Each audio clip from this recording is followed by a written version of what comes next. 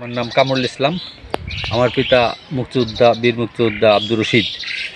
এই যে সম্পত্তিটা দেখছেন, এই সম্পত্তিটা আমার বাবার ক্রয়কৃত সম্পত্তি। সেই সূত্রে আমি পৈতৃক সূত্রে যে আমার জায়গার মালিক।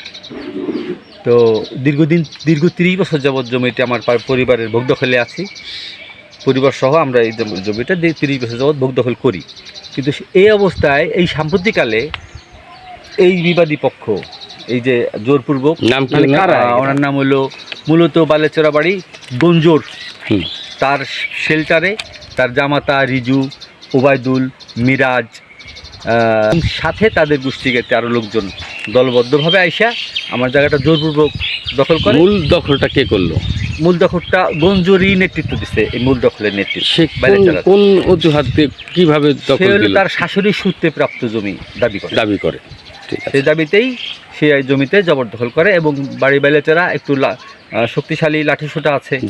আমি আমার লোকজন নাই, আমি ভদ্রলোক মানুষ, আমি পারি না ওসব করতে ওদের মতো করে, যার ফলে আমি আইনের আশ্রয় দিচ্ছি। ভাই, এখন আইন কি বলছে? আইন জজ কোর্ট মামলাও চলমান, আর সেই মামলায় জমিতে স্ট্যাটাসকো আছে। আমি আপনাকে স্ট্যাটাসকোটা দেখাই।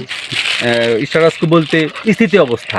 জজ কোর্ট মামলার এই যে মামলা 459 নম্বর মামলা, 459 নম্বর মামলা 2021 সালের মামলা। এই যে রায় দিয়েছে হলো এই যে 459 মামলাটি, এখানে স্ট্যাটাসকো জারি আছে জায়গার উপরে, স্থিতি অবস্থা বজায় রাখার জন্য নির্দেশ প্রদান করা হলো। এই আদালতের এই আদেশ উপেক্ষা করে তারা আদালতের আদেশ তোয়াক্কা না করে জোরপূর্বক জায়গা দখলে আসতেছে এবং আমাকে জায়গার কাছে আসলে আমার হাত ভেঙে দিবে বলে হুমকি দিচ্ছে কন্টিনিউ।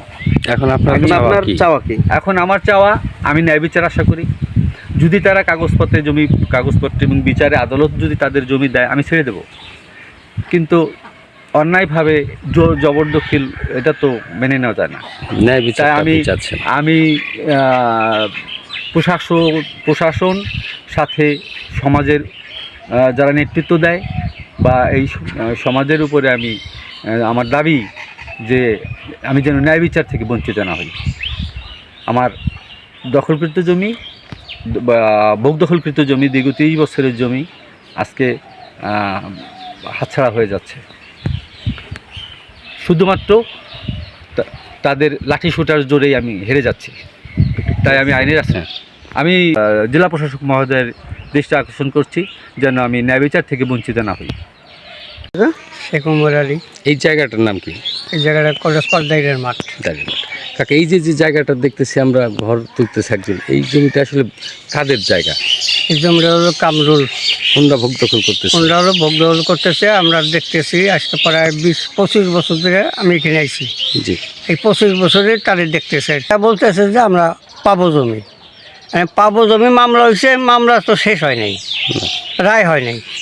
তারপরে তারা গড় উঠে পড়াচ্ছে। হলো ধরেন ন্যায় বিচার, জমি আলা যদি জমি পাইছে, হ্যাঁ, কামড় খাইতেছে, হঠাৎ করে আইসে গড় উঠে পড়াচ্ছে।